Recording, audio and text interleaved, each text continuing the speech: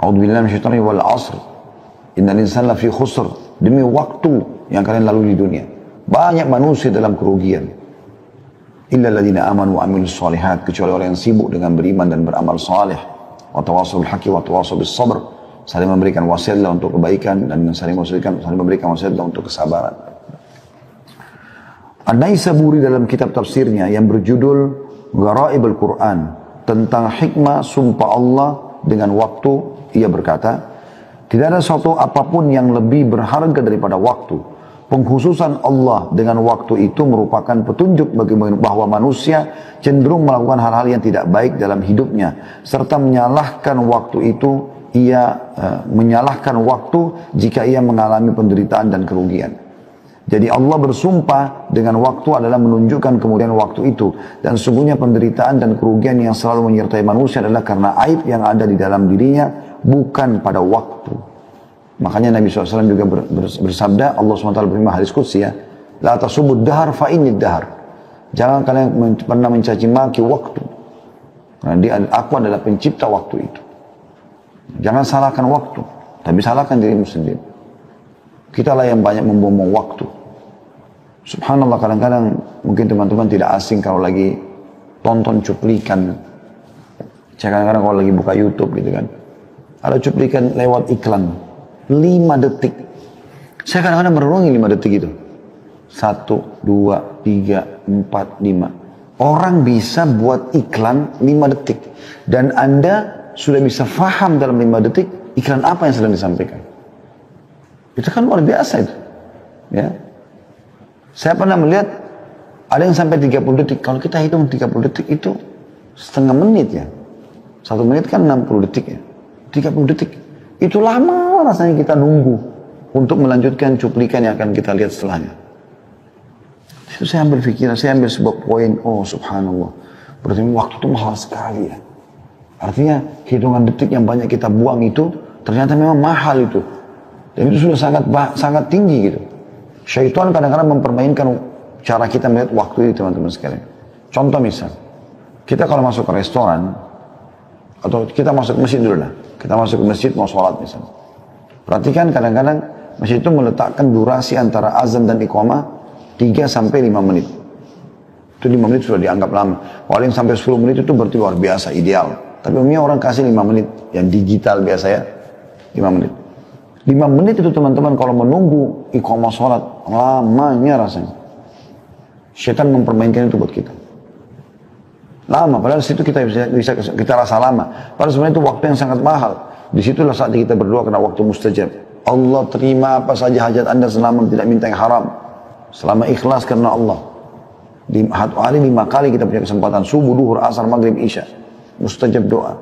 Kita bisa sholat qobliyah. Ini luar biasa sebenarnya. Tapi kita rasa lama, berharap kadang-kadang buru-buru, baru 2 menit sudah langsung iqamah. Karena buru-buru menyelesaikan sholatnya. Tapi kalau kita masuk ke restoran, nunggu, pesan menu kesukaan, tapi ini maaf Pak, atau Bu, masih lama sekitar 15 menit. Oh nggak apa-apa, nggak apa-apa, 15 menit pun nggak apa-apa. Jadi pendek, pada saat mau makan, pada saat mau apa, ada bahkan orang naudzubillah pacaran membuang waktu biar sampai berjam-jam, nggak masalah.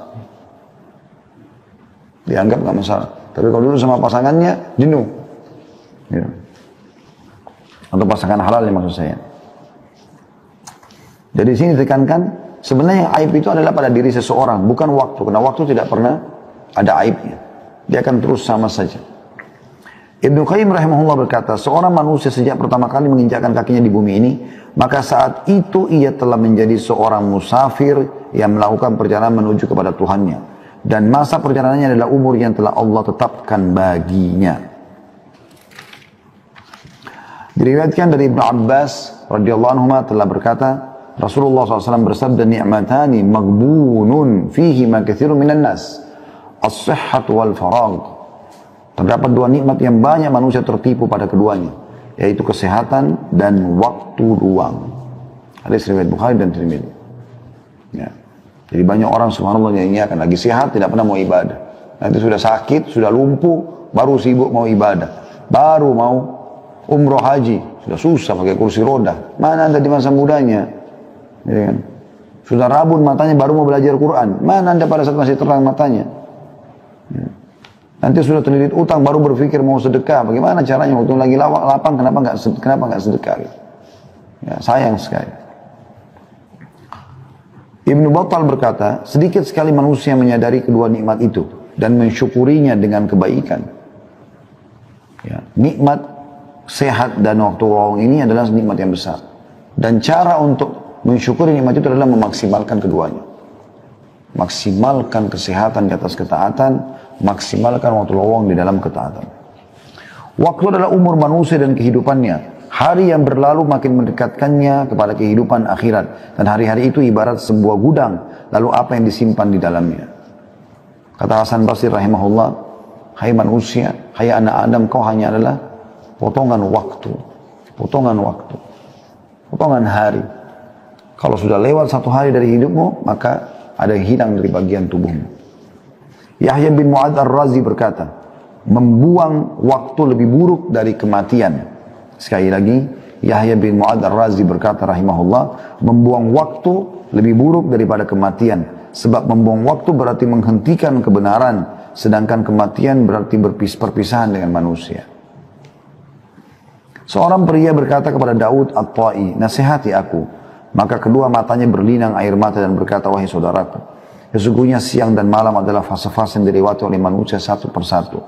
Hingga semua itu berakhir sampai pada akhir perjalanan mereka. Maka jika engkau mampu untuk menyiapkan bekal setiap hari, maka bagi dirimu untuk menghadapi kematian, maka lakukanlah. Karena sungguhnya perjalanan itu akan berakhir dengan cepat, atau bahkan lebih cepat dari apa yang engkau duga. Maka hendaknya engkau membekali dirimu, dan lakukanlah sesuatu yang pernah engkau lakukan untuk bekal itu. Dan sungguhnya aku akan mengatakan kepadamu semua, sedang aku tidak mempunyai seseorang yang lebih mengabaikan waktu daripada aku sendiri. Karena kemudian beliau bangkit dan pergi meninggalkannya. Ya. Jadi orang-orang yang banyak memahami tentang masalah pentingnya waktu ini, betul-betul mereka berhati-hati sekali. Setiap detik dalam hidupnya, setiap menit, setiap jam, setiap fase waktu pagi, siang, sore, malam adalah sesuatu yang berharga bagi dia. Dia tidak akan sia-siakan. Dia cuma selalu bertanya, kebaikan apa setelah kebaikan apa. Jadi selalu kebaikan kepada kebaikan yang lain. Terus saja begitu. Kata beliau, semoga Allah memberikan rahmatnya kepada para salaf atau pendahulu kita. Mereka benar-benar mengetahui akan pentingnya waktu dan mereka benar-benar telah memeliharanya dengan sebaik-baiknya. Hingga mereka tidak pernah membuang waktu walaupun sesaat. Dan alangkah celakanya kita, walau kita berlalu dengan sia-sia tanpa faedah, atau waktu kita berlalu sia-sia tanpa faedah. Kematian selalu datang menimpa orang-orang yang berada di sekitar kita secara tiba-tiba. Akan tapi semua itu tidak menjadi pelajaran dan peringatan bagi kita. Bahkan yang terjadi adalah penyanyian terhadap waktu dan sikap selalu, tanda kutip, menunda-nunda dan terus menunda. Celakalah, kemudian aduhai, betapa waktu-waktu berlalu dan tidak akan pernah kembali. Lalu apa yang telah kita simpan di dalamnya dan bagaimana kita telah menyia-nyiakannya. Pernah Hasan Basri rahimahullah jalan dengan seorang anak muda, ngantar jenazah. Pas lagi antar jenazah, karena dia seorang ulama, orang perhatikan apa yang dia lakukan. Dia sambil berzikir, subhanallah, alhamdulillah, la ilaha illallah, Allah akbar, terus berzikir. Tapi hanya dia sendiri yang mengucapkan. Rupanya ada satu anak muda perhatikan itu. Dia bertanya, wahai imam, kalau imam itu kayak kita kiai, kenapa anda berzikir lagi antar jenazah? Maksudnya, apakah ini ada perintahnya gitu kan? Bisa nggak jelaskan ke saya? Tapi dia mengatakan, kenapa anda berzikir? Kata Hasan Basri rahimahullah, diamlah wahai anak muda dan berzikirlah. Karena yang sedang kita antar ini sudah tidak bisa berzikir. Bayangkan, mereka ambil pelajaran dari jenazah itu yang sedang diantar. Tiba-tiba Hasan Basri berpikir, sekarang sudah mati, nggak bisa lagi berzikir. Andai dia dikasih kesempatan hidup, dia akan berzikir. Maka sekarang kita mumpung hidup berzikir loh. Seperti itu. Allah berfirman tentang bagaimana penyesalan orang yang menyia-nyiakan waktunya. Nanti pada hari kiamat mereka menyesal. Dalam surah Az-Zumar ayat 56 yang bunyinya a'udzubillahi minasyaitonirrajim. An taqula nafsun ya hasrata ala ma farrattu fi jambillahi wa in kuntu laminas sakhirin. Supaya jangan ada orang yang mengatakan amat besar penyesalanku atas kelalaianku dalam menunaikan kewajiban terhadap Allah. Sedangkan aku sesungguhnya termasuk orang-orang yang memperolok-olok agama Allah. Maksudnya menyesal kenapa dulu waktunya disia-siakan pada hal yang tidak bermanfaat. Makanya Ikrimah bin Abi Jahal radhiyallahu anhu, walaupun dia dulu benci sekali Islam bersama ayahnya Abu Jahal, tapi ayahnya meninggal dalam keadaan kufur. Dianya meninggal dalam keadaan Islam tentunya. Bahkan mati syahid radhiyallahu anhu. Setelah masuk Islam, dia baru menyadari. Setiap dia pegang Al-Quran, dia baca. Sambil nangis dia mengatakan, ini perkataan Tuhanku yang aku sia-siakan selama ini. Ini perkataan Tuhanku yang aku sia-siakan selama ini. Sambil dia baca Al-Quran itu.